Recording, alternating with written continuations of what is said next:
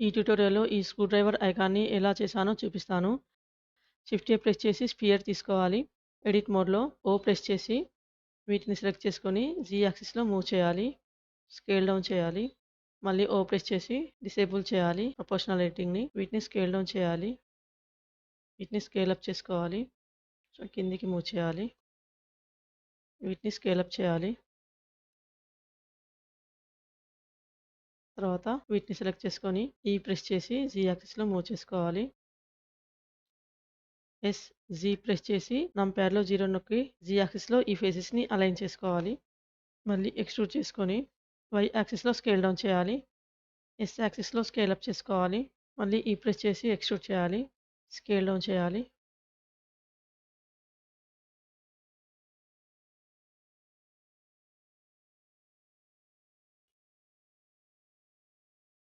వీటిని సెలెక్ట్ చేసుకొని ఇంకొంచెం పైనకి మూవ్ చేసుకోవాలి.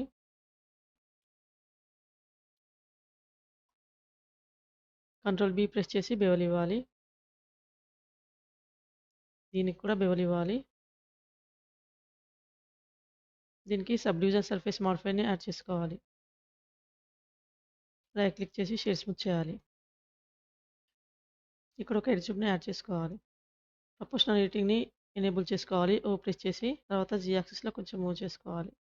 వీటికి మెటీరియల్స్‌ని యాడ్ చేసుకోవాలి.